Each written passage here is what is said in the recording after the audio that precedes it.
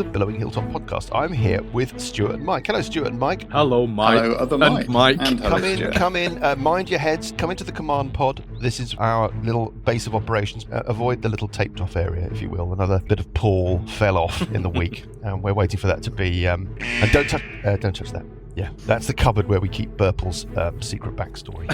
It's a little bit cramped in here. You can see, though, off that way is where all of the recording gets done. There's the broom cupboard over there. Anyway, now, Mike and Stuart, you've come in to talk to me about your game, Halcyon Days Motorcycle Nights. Days, D-A-Z-E, Nights with a K. Have I got that bit right? No, well, previously, we've actually been having a little talk about it, and we decided that whilst we liked the initials HDMK, we weren't entirely sold on the name, so we've decided to change it to Hilltop Declares Mike King.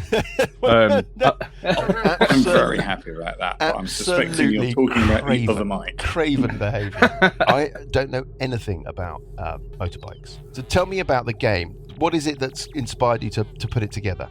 Mike got in touch with me because he had an idea for a game. Mike is a motorbike man. I'm not I look like a motorbike man, but I'm not a motorbike man. I'm just a normal human man. Yes. And Mike got in touch with me because he had an idea for a game set in the world of loud bikes and loud music. And he knows about loud bikes, and what he needed was a loud music man. And I fit that bill. Right. I don't think you need to know anything about motorbikes to play this game. That's lucky. I know nothing about motorbikes. All I know is that when I was 15 years old, my mother said I was never allowed to ride a motorbike. And because I'm a good boy, I've never ridden a motorbike. But it certainly doesn't hamper your enjoyment of the game. Have you ridden a moped? I've never ridden anything. Oh. I've never ridden anything with two wheels and an engine. Right. I've ridden a moped. I'm just terrified of motorbikes. I'm just terrified of, I don't know, all those public safety films. We could, I guess, do an expansion, couldn't we? Sort of moped. Moped. Nights. Yeah, very different flavour. Yeah, very different energy. It fits the initials. Moped Nights. It's maybe not quite as cool. No, well, I don't know. I've read a little bit of the rules that you very kindly kind of shared with me earlier. The motorcycle thing is a theme, right? Yeah. I mean, it's an emblem for a particular kind of, well, maybe talk about that, a particular kind of place and time. Yeah. The game's set in a fictional, anonymous, Midwestern American town. And we decided to call it Red Oaks because that was the sort of name that we felt fitted. Right. Originally, it was going to be Red Oaks, Illinois. And then we removed any kind of clarification on the state so that it could be more anonymous. Yeah, it could be anywhere you want it to be. Yeah. Got it. The game evokes a kind of feeling of the late 70s, early 80s, small town USA, TV programs that we all grew up watching, even things that are on TV now, like your Stranger Things, small towns where not much happens, but when it does happen, it's quite big. And that's what we wanted to make it feel like. It's a storytelling game, and we wanted to tell the kinds of stories that we enjoyed watching on TV when we were kids, or in Mike's case, when we were young adults. And oh, hey, yeah, you cheeky fucker. Mike and I are about the same age, Stuart, I think. Look, it's not very often that I get to be the young person, so I'm gonna absolutely flex my youth. At 43 years of age, I'm flexing my youth. Yeah. That's a problem, Mike, isn't it, with these people nowadays? I fear for the future. It's terrible I really when do. You let the kids involved. And how does the name relate to the game, if you see what I mean? I mean, apart from the motorcycle bit. Well, let me just cover off just a little bit about the mechanics, then, and we'll get into that. It'll only take a moment. So what you're going to do is you're going to create a set of very lightweight characters. We've timed the creation of a character down to about 5 or 10 minutes, so it's not going to take a huge amount of time. You don't roll any dice. You give your character 3 or 4 assets, and these are concepts, so what drives the character, a trouble, what troubles the character, and some relationships. And those relationships are how you deal with other characters within the group, and how you deal with NPCs and people that you bump into in the Red Oaks world. Those assets define how you interact. Everybody has also got skills. So you would do a buddy check or a bullshit check just to see how well you interact with those things that you're using. Are we talking things with numbers attached to them? How does it work? Your concepts, your troubles, your relationships don't have don't have numbers attached to them. Your skills do. Your skills tell you how good you are at something. So you might be an expert bullshitter and a fabulous easy rider, so you can ride a motorcycle and tell an amazing story. You might not be great at, breaking and entering, or you might not have a big network of people, so you'd have lower numbers in those. We split the day down into two sections, a halcyon days, which is your daytime phase, and your motorcycle nights, which is your nighttime phase. This is great. During the day, you use your character concepts, troubles, relationships, to interact with people to set up what we call conditions, which you will then take into the nighttime to use. So, for example, we're going to create a condition during the day. We'll call it a picked lock. Okay, so the jail door, the back entrance to the jail, during the day, we're going to go down there and we're going to stick a piece of gum into the mechanical lock, and we will create a condition on that door of picked lock or broken lock or something like that. Now, later on, we're going to use that condition associated with a skill check to break into the jail, because we need to bust Jimmy Fingers out, because we need his bike skills to help us with something else. So we're going to wonder, with a name like that, I wonder why Jimmy Fingers is in jail in the first place. But anyway, pops up a lot, does Jimmy. When they make the film of Halcyon Days, Motorcycle Nights, I see Jimmy Fingers being played by Johnny, if I'm honest. Our Johnny. Your Johnny. But Johnny's not allowed to mix with other people. So you're like, in terms of stories, it's almost like acts, right? You've got like a daytime act where, I don't know, you exploit relationships and you set things up for the adventure part of the act, the second act, right? I mean, is that? That's almost exactly roughly it. Yeah, absolutely. And when you talk about the story, you've not mentioned to me so far any concept of a GM or whatever, somebody sitting behind a screen. There is no GM. It's a completely GM-less game. You make the story up amongst yourselves. In fact, actually, Stuart, I don't know if you want to talk a bit about the music side of things, because I think that plays nicely into the GM. Yeah, absolutely. So we decided that, in our experience, the worst thing about any role-playing game is having to have a DM or a GM. I think without exception, DMs and GMs are just appalling humans. So what we wanted to do was replace that kind of worst part of humanity with music, which is, the greatest achievement of humanity. So, which I suppose is where I come in, because I'm allegedly a musician. And we wanted to make music absolutely be at the heart of everything in HDMK. Yeah. As far as we're aware, we don't think there's another game that comes with a soundtrack, and our game does come with a soundtrack that's going to be released with the game. But also, when you play the game, you create your own soundtrack. So when you mentioned before about acts, I think that playing Halcyon Days is it's like making a film with your mates. So you've got acts, you've got a soundtrack. Right. When you play the game, you're only playing it over the length of time that it'll take to watch a film. You can play a comedy game of HDMK. You can play a kind of loose horror game. You can play an action version. And the way that music is at the heart of it is you don't win or lose in this game, because tell me I'm crazy, but the point of playing a game is to have fun. It's not to win or lose, it's to have fun, it's to tell a story, it's to have a laugh. And we believe that sometimes... If you say so, Stuart, Fine. What a crazy idea, eh? I mean, he lost me with the whole GM thing. Surely... I mean... Hilltop declares... I'm just letting him burble on. I haven't been paying attention for the last 2 or 3 minutes. I've been fuming. And how much of the... so how does the music play into it? I mean, does it frame the story? Does it... I don't know. Absolutely. So one of the first things that you do when you decide when you're going to have a game of Halcyon Days is that you choose an album, or you put a playlist together. So you choose a number of songs based on some variables. How many of you are playing? And then each person needs one song on that playlist or the album per day and night phase that you're going to play. So if you want a quick game, you want to play for an hour, you just do one day and night. Do you want to play for a few hours? You do 3 days and nights. If there's 4 of you playing and you're doing a 3-day game, 4 people, 3 days, you need a 12-song album or a 12-song playlist.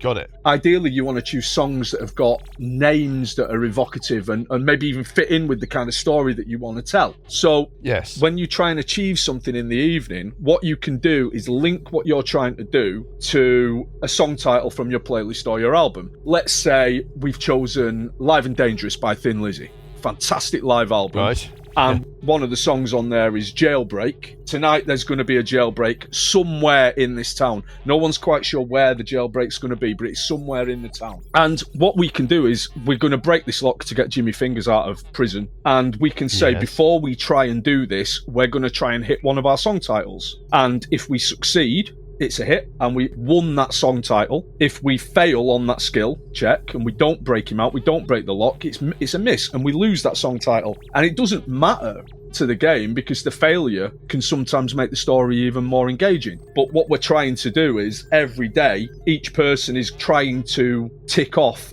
a song title from that playlist or the album. If you've got a 12-song playlist and you get to the end of the 3 days and you haven't ticked any of them off, doesn't matter. If you've ticked them all off, congratulations, you've won the game. But the songs form the narrative and the success mechanism of the game. So this is making sense to me, but it is very different from the kind of games I'm used to. But if I've got this right, you use the tracks on the album as waypoints or whatever to guide you as together you organise a story between you that you play out in 2 acts. Am I close? Yeah. But the general kind of theme and setting is that 1970s, slightly soft focus TV land of the small town. Okay, cool. Yeah. And there's a third creator involved in this who's not with us in the command pod, Ross. Tell me about Ross and what he contributes. Tell me about the artwork. So Ross is someone that we found on Twitter. He draws these incredible illustrations. What we didn't want, because of the kind of 70s aesthetic of this game, were super modern digital illustrations. What we wanted were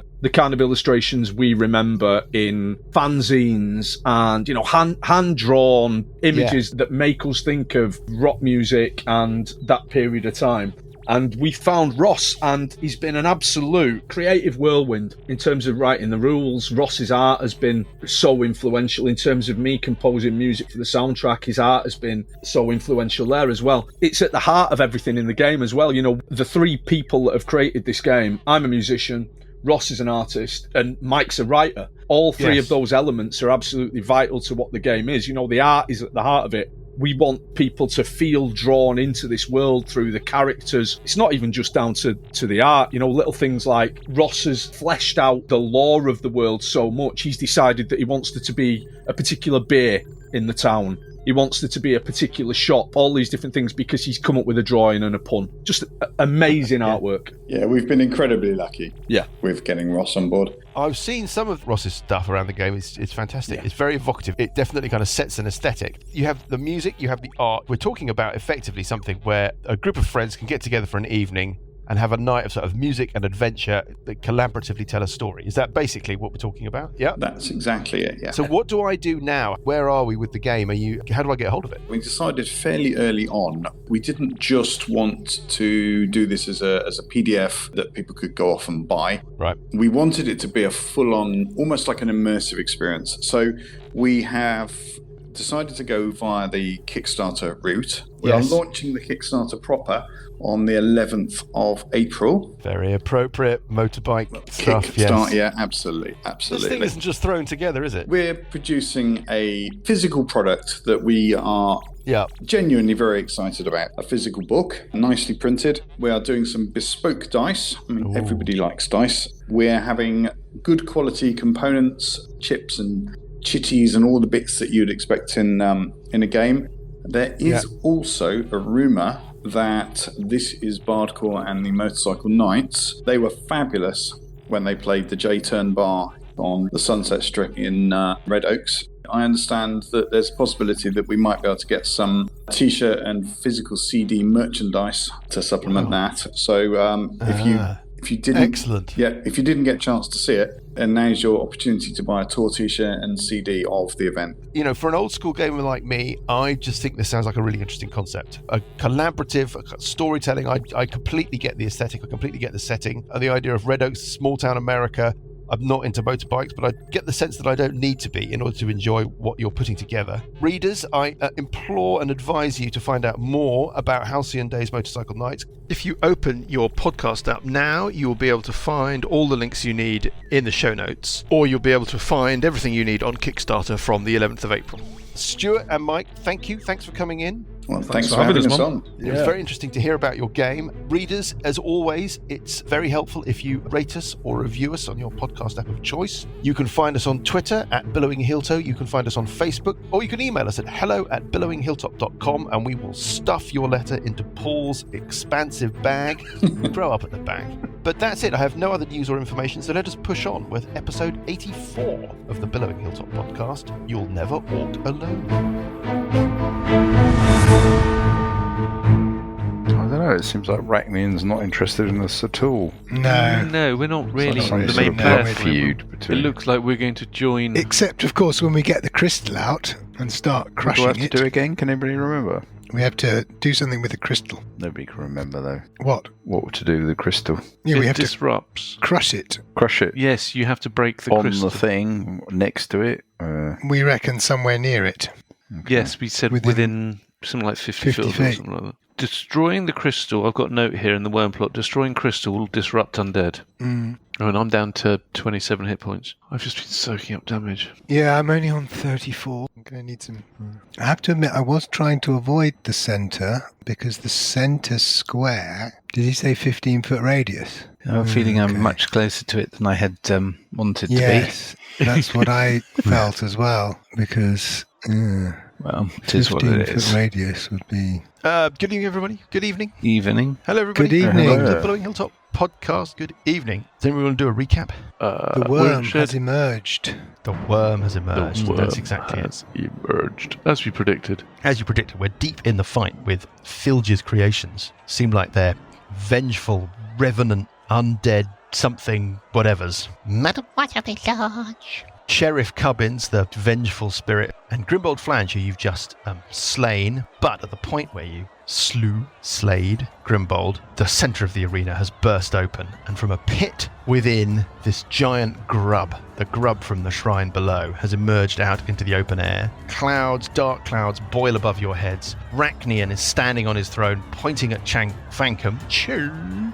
saying something to the words to the effect that this is the champion you seek, O Apostle of Kyuss, and the worm seems to have reacted to those words. That is basically where we left things. Cubbins has acted, Wodge has acted, Grimbold has acted. The worm, I'm saying that's the worm's action. It's emergement. Yes? Yes. It's surrounded. Let me just put it on the map for you. There we Oh, go. fucking hell. It's surrounded What? by tendrils. Cilia. It's much sillier than you can imagine. Basically, a kind of cloud or frenzy of tendrils that surround it, whipping about. You feel that they are going to be a problem for you. First of all, you feel that being within them may be damaging. Second of all, you think that being within them may be distracting in terms of your actions and attacks. The thing itself is absolutely gargantuan. For the benefit of our readers, it has a 25-foot base on our map. It rearing 40, 50 feet into the air with an enormous mouth. You could park a bus in that mouth. But that is it for it, and we are going to pick up on 17 with Sessions Epa. You are standing at the foot of this thing. Can I just check and see, before you do anything, you start your turn. First of all, you're going to ask me a question about Spirit Guardians, aren't you? Yeah, why not? It's entered. It entered your Spirit Guardians. I cannot think of why that would not be a problem for it. I'm just going to double check something. Saving Just throw? give me a second here. No, fine. So what is the saving throw that it has to make when it... First enters, it has to make a DC 16 Wisdom saving throw.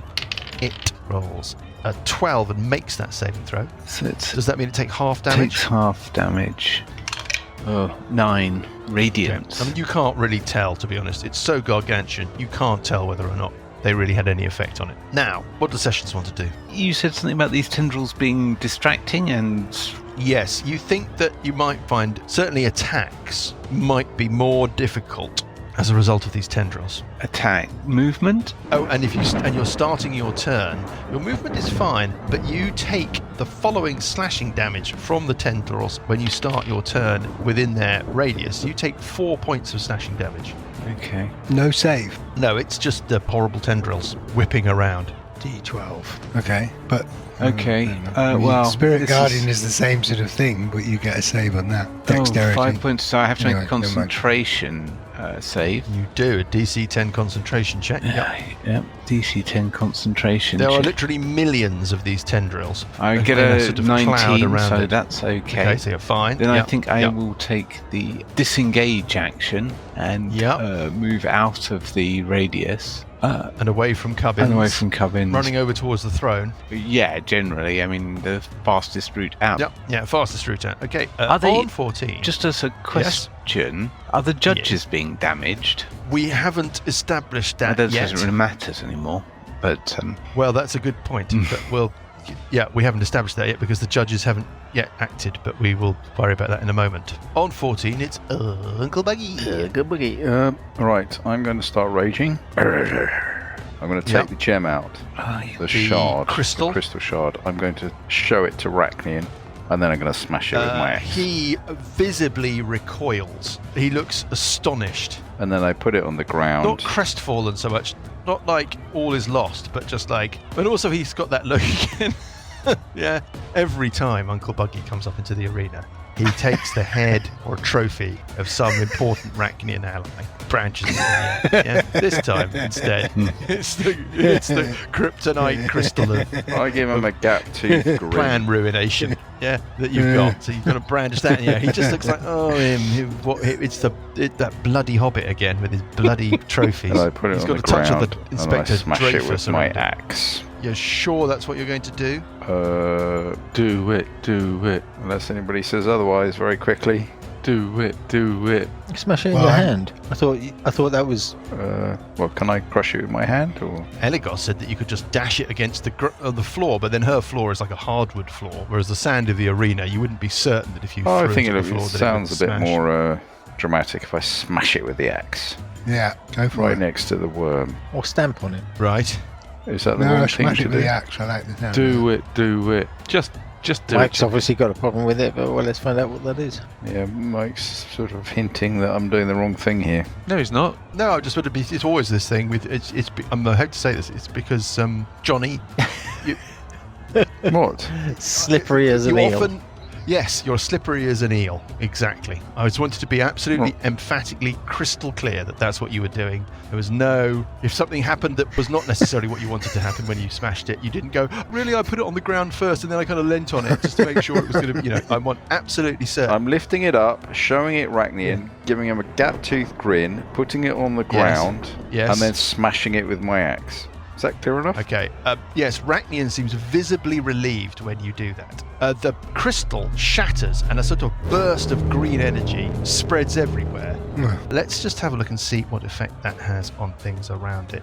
Why is he First thing- visibly relieved? You're not sure. I've done the wrong thing. Okay, let's just say Well, don't tell me Eligos Eligos has been leading us down the garden path as well. For fuck's sake. Grimbol's already dead. What am I doing? That could be Cubbins. Cubbins looks like he's failed his saving throw. You don't seem to feel any ill effect from this green kind of burst of energy. Wodge has made her saving throw. There seems to be a sort of colossal wave of weird necrotic green magic energy that washes over the whole of the stadium floor, pretty much reaches right to the edge. You guys are not affected by it. Disrupt When you undead. feel it roll over you. Yes, exactly. It's like a kind of undead disruption thing. Cubbins is just blown apart. There's just nothing of him left. He breaks apart into like fragments, into like trails of himself, and is just gone. Wodge staggers but survives.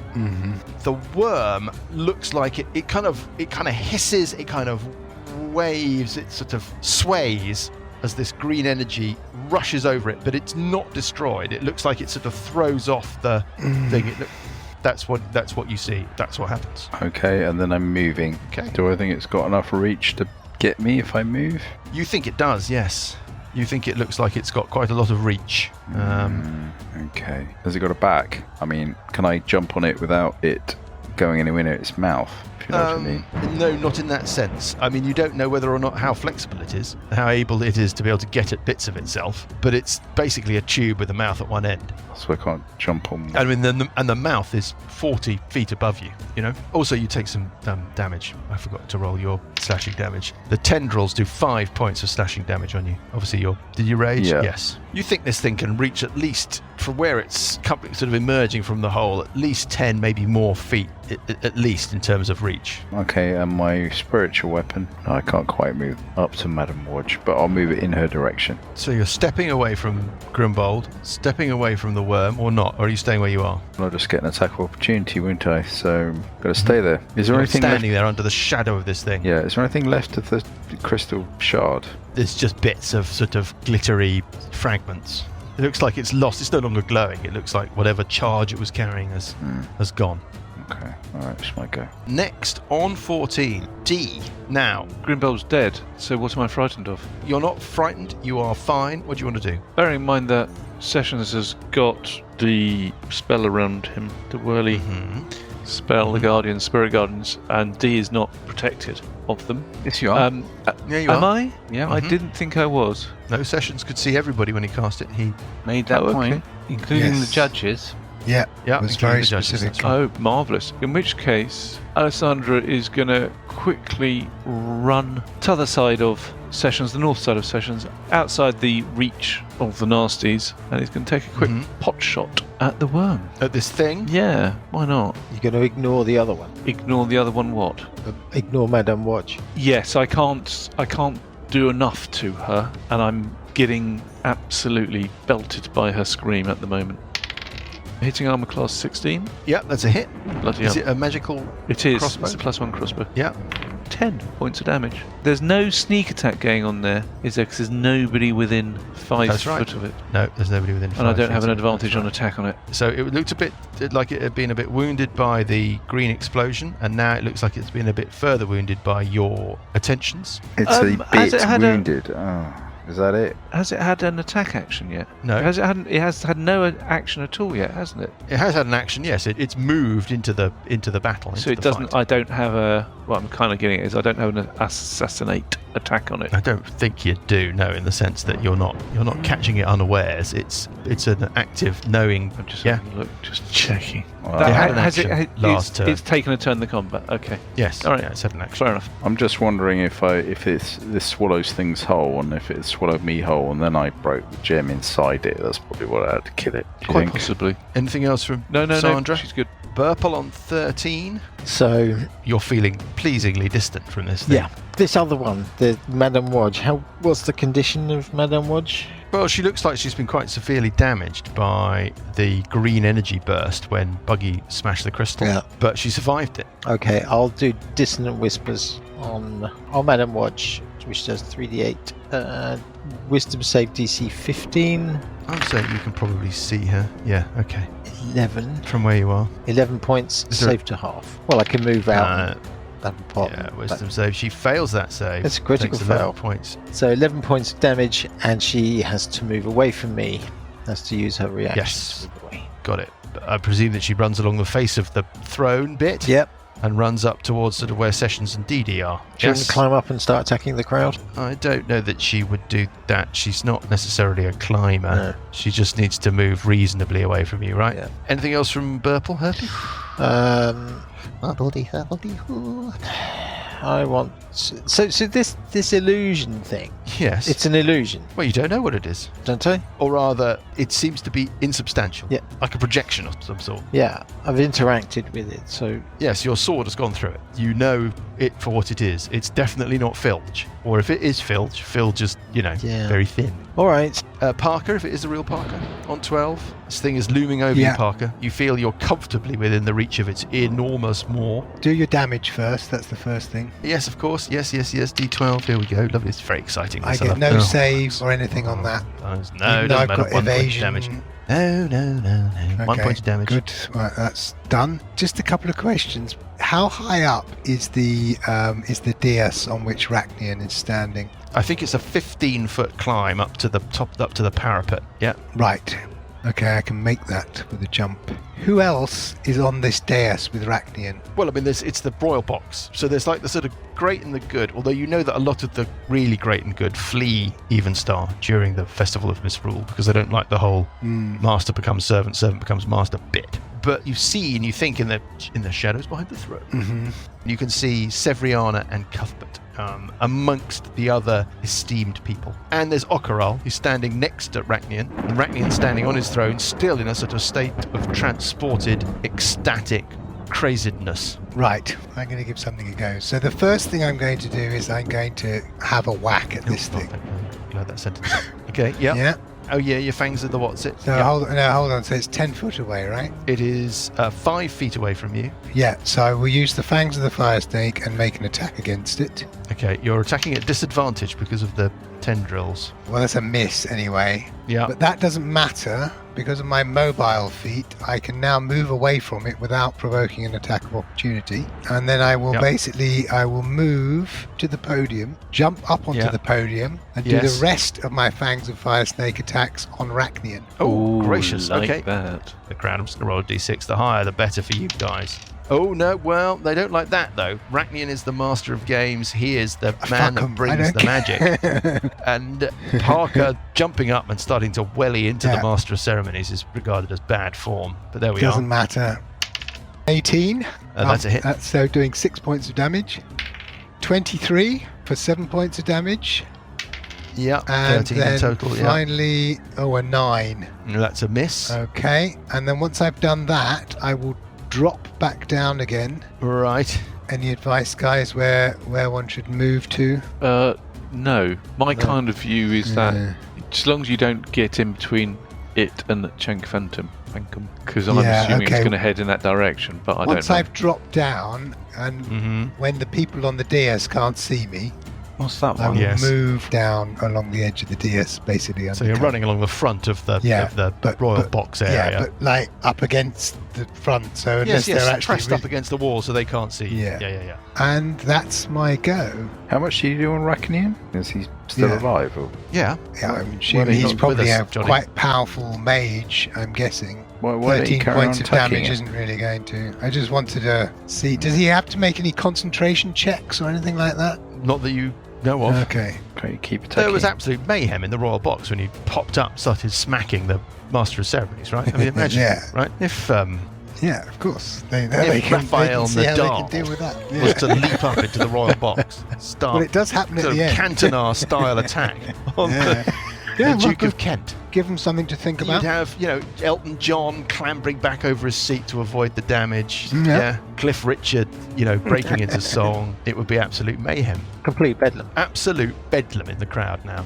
Loads of the crowd are spilling over the edges of the arena. Yeah. So they're climbing up the seats backwards and then trying to head to the exits. People are clambering over each other. But, I mean, there are a kind of ghoulish cohort of people who are fascinated by this thing. I mean, that worm is big, but if you're right at the back of the arena, you might be feeling pretty safe. Yeah. And this is fantastic entertainment. An interesting choice of round, and we move on. First thing that happens, Rachnian appears on the parapet, swaying, maniacal, on the edge of the royal box, points down at you, Parker, screeches at this worm. Kill the half-orc! That will be the sacrifice that you seek. Oh dear. That's the first thing that happens. The second thing that happens is that the stewards take damage from the awful tendrils. They take, they take like no damage. But then they start frantically pointing at this worm and going, disqualified! He's disqualified!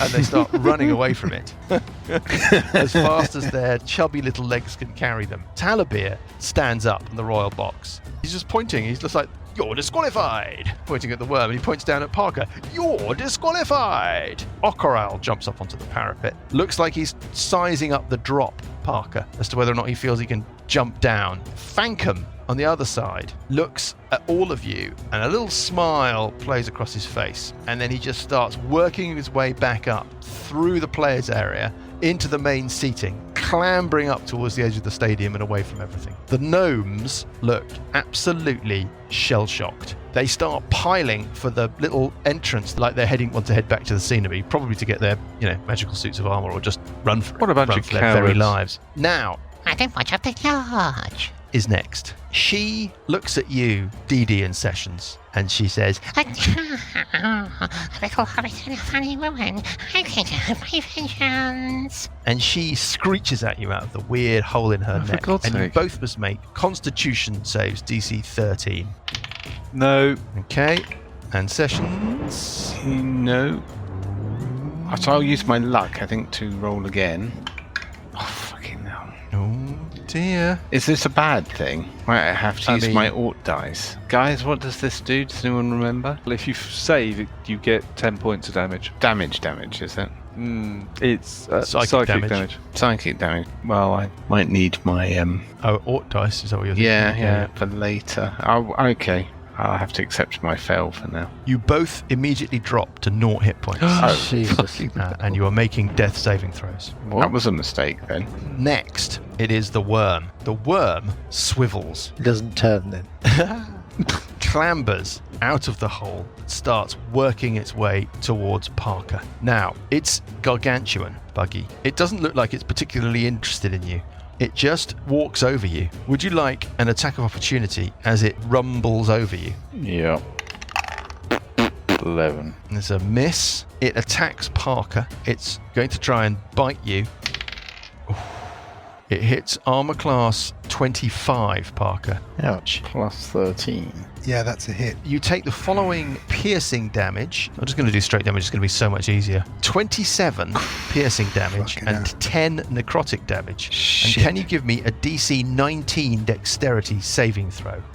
Okay. He swallowed whole. So, is this Yes. a dex? I just need to check. When you subscribe to an effect that allows you to make a dex saving throw, to Yes. take only half damage, you instead take. It's not going to be a damaging effect in that sense, I'm afraid. Looks like you're avoiding being eaten. This could go pear-shaped very, very quickly. It has. Yes. You make it. Okay, it doesn't eat you, Yeah. Parker, Yet. yet. Mm-hmm. That is it for everybody, and we move on Oh right. to... Sorry. So yeah. Also, my relentless endurance kicks in, So that means Yes. you're on 1 hit point. so I'm on 1 hit point. Oh god, and you're in the wiggly tendrils. Oh, in the wiggly tendrils. How are we going to fight this thing? It is Sessions on 17. I guess the tendrils damage me. The tendrils do damage you. So we've... You take... That's 2 death saving throws. Yep. And then I have to make a death saving throw. Yeah. This could be a very short thing. Got your Ort dice still. I've got my Ort dice and my luck roll, Mhm. Shit. but it doesn't really matter, does it? No. No. It's going to make in the long run no difference. But I'll roll them anyhow. It's all gone very quiet. 5. So I have to roll my luck dice to roll it again. Yeah. An 18. Which you make. So I make a success. Okay. Yeah, but unless something amazing happens, Yep. we're going to be in terrible trouble. Uncle Buggy. Right, I'm going to move up to Sessions. Mm-hmm. I'm going to drag him out. Yes. Is You take Sandra? 1 second. You take 4 points of slashing damage doing that. Is Sandra also in the same boat? Sandra is unconscious. in this. Yeah, but you're going to be in the Yes. same boat. You'll fail 2 death saving throws and then have to roll a success.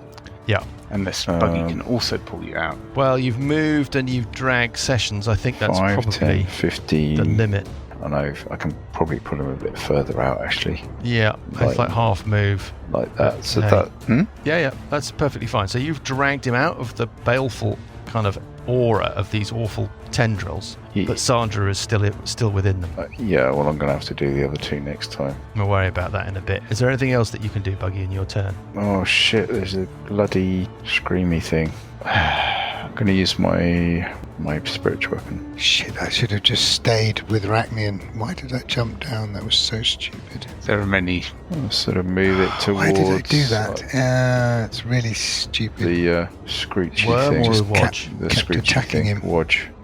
Sandra, you take 2 death saving throws. Well, Fails because you take the damage from the... I've got a periaptive wound closure. in which case you stabilize. That means that you are on... 0 hit points and stable. I don't know how to apply this, right? I mean, which one do we apply first? You take damage at the start of your turn from the tendrils. You stabilize whenever you are dying at the start of your turn. Mm-hmm. Which of those applies first is important, right? Because if you stabilize and then you'll take an amount of damage, which will make you start making death saving throws again. Have I got the rules right, everybody here?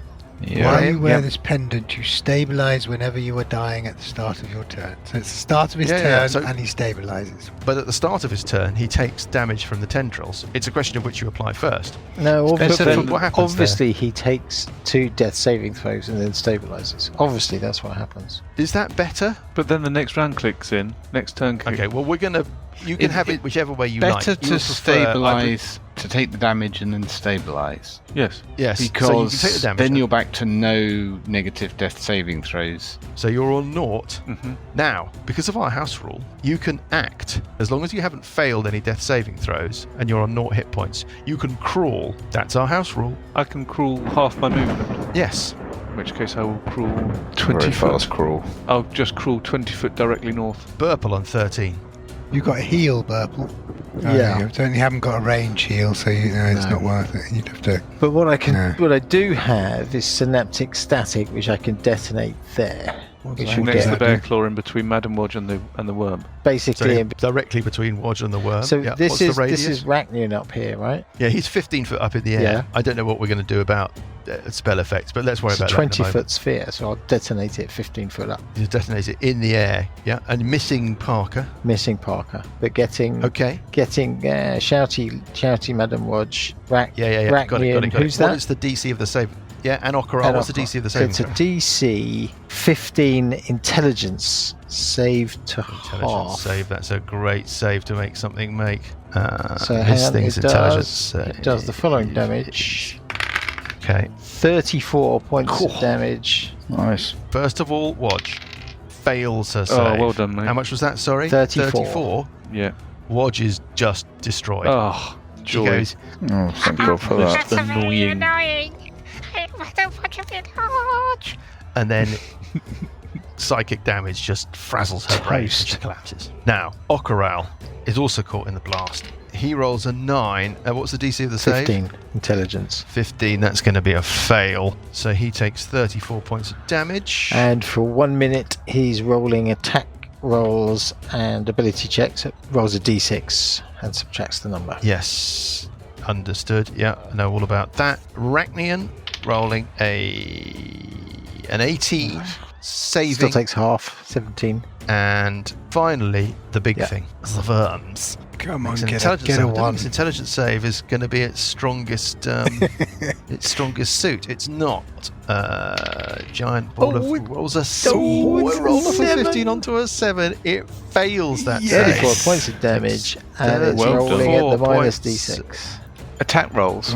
It looks not great, I have to say. The combination of the green energy burst from the crystal smash and the other damage that it's taken from various things, it took some Spirit Guardians damage. It's not looking fantastic. It's looking a little bit wobbly. Anything else from Burple? No, tempted. But I'll back up a bit. You'll back up away from it a bit. The crowd is emptying out now. There's really just the remnants. The Royal Box, the VIPs have gone. No sign of Cuthbert Outsplinter. No sign of Severiana Outsplinter anymore. They're long gone. They've dashed back through the rich purple velvet curtain that sits at the back of the box, leaving only Rachnian and Okaral. There are some confused bystanders and some sort of ghoulish thrill seekers still in the crowd, but it's pretty much emptied out. So they were all able to get out. Well, I mean, in the same way that they were normally able to get out. Well, I mean, so nobody had I was It's emptied out guessing that in probably in about 15 seconds. seconds maybe. Yeah. Everybody's just scarpered. But I was Everybody's just run Very for it. efficient. I mean, we can hand wave it a Can you little bit. imagine like the Spurs No, Stadium emptying out in Yeah. 15 seconds? It's just we've been assuming up till now that one of the ideas was going to be for this worm to basically infest all these people. Yeah. They all seem to have Well, been able to get away we may have very been- quickly. I may have over-accelerated their departure, but the point is that people are fleeing for the exits. No, but I mean, I And- would have assumed if the plan was to do that, then there would have been the exits would have been boarded up or something. Do you know what Oh, I I mean? see. We There's would have nothing had like that has happened. people stuck in and Mhm. clamoring at the doors, all that kind of thing. But anyway, Right, Well- Parker, if it is a real Parker, on 12. You are in now trouble. would really be the time for it to not be the real Parker. Yeah, we're in That trouble, would be Parker, great. right? We're in. You You're on 1 hit point. Yeah. Well, do your So thing. now you're plunged onto 0 hit points, Yeah, and you're it making doesn't death really saving matter. throws. Yeah, precisely. It doesn't matter That's what you roll. That's all that I'm doing. Yeah. That's the start of your round. Yeah. Again, we have to think about the sequence. At the very start of your round, you take a point of damage. Well, it doesn't matter how much damage you take. You're Whatever dropped these to 0 hit tendrils points. do. Yes. Yeah. Now, it's at the start of your round that you make your death saving throws if you're on 0 hit points, right? But you weren't on 0 hit points at the start of your round. You took the damage at the start of your round. So you don't make death saving throws until next turn. Yes. Do you see what I'm saying? Yeah. Oh. Yeah. Yeah. Sorry. Yeah. I didn't realise that was in question. But And yeah. on we go. It's the bad guys. First of all, Rachnian screeches in fury, pointing at Parker. Kill him! Eat him! Obey the will of your master!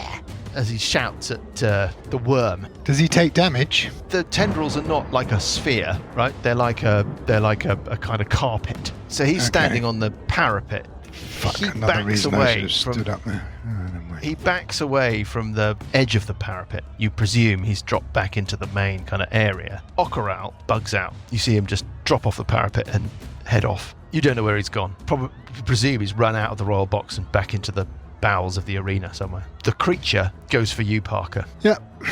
Oh well. It's basically going to eat you. It was good while it lasted. You're unconscious. Well, you're not unconscious, actually, because of our house rule. Oh, do You're I on get the 0 hit ability to points. crawl? Could I have had a move? I suppose you could have had a move. You would have had an attack of opportunity against you, but I mean, hey. At advantage. But an attack of opportunity at advantage against you is better than an automatic hit and swallowing you when you're unconscious. Well, yeah. And you're saying I can crawl at half speed? Yes. Well, that's still 35 foot. I guess it's worth it. I think it's fair enough to rewind since the house rule is not I something mean, that- it's not really going to... I don't know. Is it really going to... But it's up to you. It's your chance. I'm Yeah, allowing yeah. you to... I'm just trying to think, I mean, am I delaying the inevitable or... Well, Just dimension door. delay away. You what? Yeah, or fly. Teleport away. What, me? Yeah, to safety. Yeah. Yeah, right. Yeah, okay. or go ethereal. Yeah, Yeah, just- go ethereal. Well, I mean, just Time stop. coup de grace on the worm and kill it in one pass. Well, that's what we're expecting. Unless you go gaseous, Yeah. Yeah. or jump into a Amazing, The options that Oh, endless. What would you Wait a keep minute, him? because the attack of opportunity, I do have the ability Oh, I to don't like use it my when we bonus action rewind. and do a disengage. You can't take actions. You can just crawl. Hold on a minute. Where's the thing with the... okay.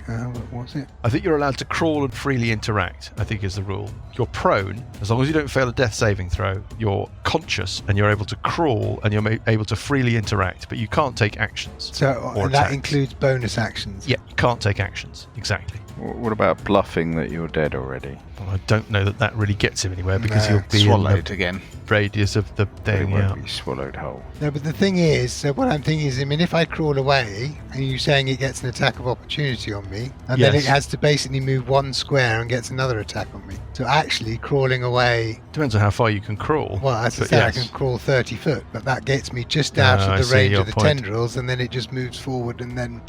So in actual fact, if I Yeah. do that, it gets 2 attacks on me. That's why I'm Right. thinking about Can it. you because- can you crawl down the fall down the hole? It's too far away. Where is the hole? It's in the centre. Yeah, but It's well past it. It's more than 30 feet away. You'd have to go round it. 25. Yeah, but but you see, I can move. I can get to there. Isn't that? That's nowhere near the hole. It's not amazing radio. No, it's not there. Okay. It's, I mean, it's uh, gargantuan. Hold on, it's over 2 here. sizes big. Aren't I able to crawl through it? 2 Two sizes sizes bigger larger than you. I think that's like a hobbit thing. It's a isn't it? hobbity thing, I think. only a hobbity thing. Yes. Mhm. I think it's a specific racial characteristic of halflings. I'm up for whatever you can think of, but Yeah, we are but rewinding as I said, briefly I'm just for you trying to. Yeah, I'm just trying to think through all of the things that I have. I mean, it's basically about to eat. Yeah. You're not going to get. I'm not going to have to roll to attack. You're unconscious. You're just on the ground. So Yeah. unless I can do something along the lines of if I could have crawled through it and fell down the hole, or I can get to somewhere. Is there an exit there? Well, there's a parapet, the junction between the royal box and the wall that protects the spectators. It's the same height. It's 15 feet high. So the only entrance is on the opposite side, right? That's right. There's an entrance on the opposite side. Like, it obviously must be something that they use to bring out whatever. But there's no entrance. And then there's the elevator. There's no entrance where the dais is. No. No. And if I was to crawl into the corner, does that stop the creature being able to? I mean, Get you'd his have thought mouth around me? probably not. I think that's probably quite a faint hope. You know the film The Martian, where No magical items. you know he ends up on Mars. Yeah, you could go and live on Mars. Well, Yeah. no, the Could idea get is you. that he ends up on Mars and he's got such a slim Mars. chance of survival, such a minuscule chance of survival, but yet he does it, and by some miracle he makes his way back to Earth. But this is nothing like that. No, that's right. No. Okay. How apart much from there's a range lot- does it? Apart from there's a lot How of much sand. reach does it have? Well, you're not certain, but it seems to have comfortably, certainly 10 feet, maybe more. It's gargantuan. It's going to have some. It's decent got 25-foot reach if it's. You're not certain. 15 but foot reach. certainly 10 feet, maybe more. Yeah, You it's want to likely crawl as far south as you can go. Yeah. It probably can't. Its attack of opportunity is still going to be an immediate hit. Perhaps you could It still get has it to to roll to hit, doesn't it? Yeah, it has to roll to hit if you're crawling. It's at advantage. Yeah. So, I mean, it's not. Perhaps you could get it to It's eat. very probable it will hit you, but it's not certain. Whereas if you just stay there, it's absolutely certain it will eat you. Perhaps you could get it to eat the orrery instead. Well, I mean, if it eats Parker, it will eat everything with Parker, including the Perhaps you orrery. hold the orrery out and go, look. Shiny. Well, I've got nothing to lose, so I will crawl 35 foot due south. Right, out of the tendrils, Yeah. Have your attack of opportunity at advantage. it gets an attack of opportunity at Can advantage. you not the move first one attack. square further south? No, that was 35. It misses with the first attack. He only gets one attack as And- attack of opportunity. No, but it's at Yeah, but it advantage. attacks at Oh, advantage. yeah. So the second roll rolls a 15, so it does get you. Yeah. Now, you must make your saving throw at disadvantage. Your dexterity saving throw. It's just, DC okay. 19.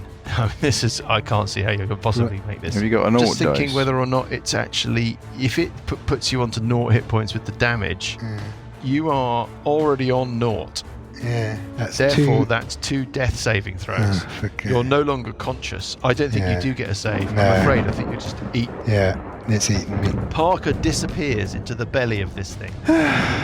So the next failure That's is okay. Bye-bye, curtains for Parker. Parker. That is it for me. Sessions on 17. Oh, I have to make a death save. Yeah, And you make it. So you got 2 saves, 2 fails. correct. Uncle Buggy on 14. Okay, does the worm look bloodied at all? Yeah, Yes, it the looks worm looks seriously quite damaged. significant. Yeah, pretty significantly damaged. Do yes. lots I of mean, you damage think on it's it. got an awful lot of hit points, but you think it's taken an awful lot of damage as a result of the synaptic static and the green bomb and spirit guardians and whatever else you've done. Right, so the options are I can stabilize sessions, Mm-hmm. I can go and attack the worm, probably not killing it in time to save Parker. I can jump up onto the podium and start attacking Rachnian, who seems to be controlling the worm. And you could.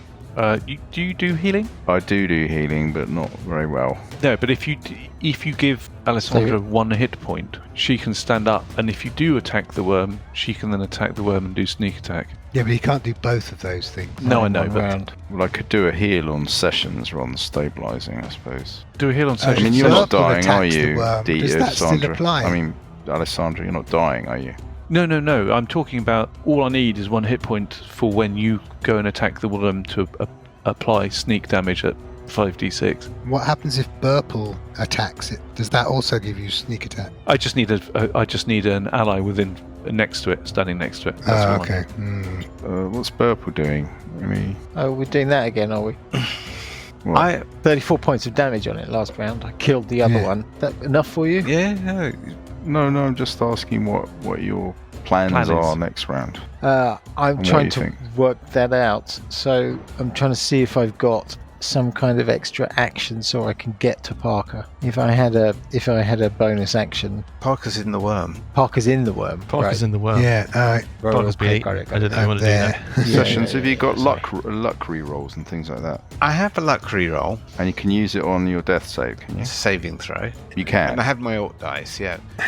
I mean, I don't go till after it, so in a way, much though I'd like to be healed, it's perhaps in terms of... I mean, it's going to move, isn't it? Now that it's eaten Parker, it can be directed to eat the rest of us. Unless I attack Rachnian and kill him. Maybe, yeah. Do you think that's going to stop it? No, I don't know. No. But we it will might probably start have to attacking get the Rachnian audience. afterwards. Yeah, but it's directing it, but it's like Well, it it's didn't command- have a problem with attacking us even before Rachnian said do anything. No, I don't think he did. He was about to attack Trank Thankum, and then he ordered it to attack you. So it's totally under Rachnian's control. If No, but you, it attacked us before. I don't think it did. And the other thing is, it might start attacking the audience. It doesn't know us from anybody else, unless it's ordered to. Yeah, but it's going to attack the nearest thing to it, right? I think. How are you doing for hit points and stuff, Buggy? I got loads. So my feeling is you could stand next to it and not die. I don't know what the swallow thing does. Is it like a purple worm? You just go inside and you can still start attacking it inside, or? Well, I don't know. Mike hasn't indicated anything to me Well, about you're that. unconscious. Yeah. You're unconscious. No, but I mean, Parker, so we you don't know. won't know until my turn, and No. at which Well, point we may you'll never tell know. me what will Yeah. happen. My plan is to keep Well, firing but- damaging spells at it. I mean, I think, to be honest, Okay. Johnny, I think that's the same thing. You know, there is a good chance that if you and Burple are able to do, both do 30 points of damage on it, that could possibly tip it over the edge. Okay, all right. We've still I'll got move it up. Rachnian to worry about, but then, maybe then there's a chance that, I don't know, whatever acidic things are on me, that, it gives me the opportunity to, or to get me out of the carcass or whatever, Okay, I'll move up to it and bash it then. Okay, you're running up to it. It's already had its attack of opportunity on Parker, isn't it? Yeah. So Yeah, it doesn't have So one you on can me. actually You only run get an in and attack run out again. Yeah, you only get an attack of opportunity when people run away from you. But yeah. Right, So you're running up to it. bash. Okay, off you go. Oh, it bounced off the Fucker. 20 onto a 2 armor. Class 8 is a miss. Would you like to use your Ort dice? Oh, I've got a spare special Ort dice, haven't I, as well? Well, the special Ort, yes, but that's the one that's a one use only. Yes. So you've got your Ort dice, I'll and then you've use got an the Ort. special I'll one. use an Ort dice. You use your refreshing Ort dice. 20 is a hit on the creature. 16 points of damage. 16 points of damage. Okay. And Yeah. And the spiritual weapon? I'll bash it again. So second attack. 16. Yeah. 16. That is a hit. 18 points of damage. So that is 34 points of damage in total. Am I right? 16, 34, yes. Yes. It looks very, very Now wounded. the spiritual weapon thing. Yes. Plus 6 onto this. 21. Nice one. 21 is a hit. For 9 points of damage. 9 points of damage. Let me just do the maths. 9 points of damage. It's still alive. It looks absolutely at its last whatever. Right, well, maybe other people can kill it. Well, we're hoping it's Pretty purple. good, Johnny. Is that it for Buggy? Come on, Yeah. It's swaying. It's kind of doing that. Buggy and Burple to save the day. Rachnian is screeching. No! No! What of my transformation? He's turned into Phil, so we'll do that again. No! No! What of my transformation? D on 14. Well, You're just lying there. she can crawl. The only thing she can Okay. do is crawl, and she'll just crawl away because she's unable to attack anything. Burple on 13. How death's door does this thing look? Well, I mean, it's very difficult. Have you got medicine skill?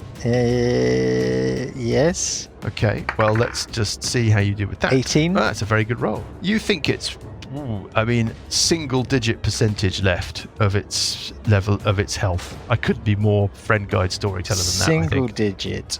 Average 3.5. So it's basically Can you do another synaptic static? no. That's a 5th level spell. Okay. I've got dissonant Right. whispers though, but I can do that at any level. It goes up a d6. So I'm trying to work out what level. Yeah. 3rd level is Do- 5d6. You got fourth one left? Yeah, Save what? Yeah, Is it save just- to half or it's all or safe to nothing? half. Give it all you've got. All right, 4th level. I Gonna would give it everything you've got. 4th level dissonant whispers. DC 15 wisdom save. DC 15 wisdom save. Okay, it's wisdom save. I know it's wisdom save. Rolls a 16. It saves. Taking half. Half taking of this. half off. Half of. Come on. I think you're going to do it. This is very. It's a big number. 21. It's 21 points of 21. damage. It sways in the air. And dies. Single digits. Come on, it's dead. And it just slams down into the arena floor and expires with an awful sigh of necrotic gas. Yeah. Well, Well out of its open maw rolls the slick, mucus-covered blob of Parker. And you have effectively and this annoys me, completed Book 5 of the Age of Worms, the Champion's Belt. I mean, there's some stuff we're going to have to tidy up. And even though it seems, I think, irritatingly recent, I am mandated as the representative of Ort, Molder of Worlds, to bathe you with his benevolence 10th level. and elevate you all to 10th level. Oh my god. And we will pick things up next week. Oh But my that god, doesn't that's help me amazing. with death saves, though. It does. How? You're going to get extra hit points, aren't you? So you heal effectively. Well, I mean, Well, okay. that's You have to gonna do be a an long rest interesting before you get your level. discussion, Yeah, I don't know how benevolent Ort is feeling. How- We'll see. Anyway, well how done. do we work Well that done. one I out? thought you were gone. I thought we were going. Well to done. say That's that. fantastic. I'm You caked in Kind sweat.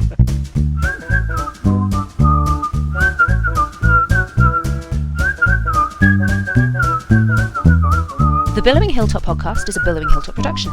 Dungeons & Dragons is a trademark of Wizards of the Coast. The Champion's Belt and Age of Worms are copyright Paizo. The Champion's Belt was written by Tito Lietti. Music is from Kevin MacLeod and Incompetech.com and is used with thanks under the Creative Commons license. Additional music and sound effects come from the wonderful Sirenscape. All other original material is copyright Billowing Hilltop.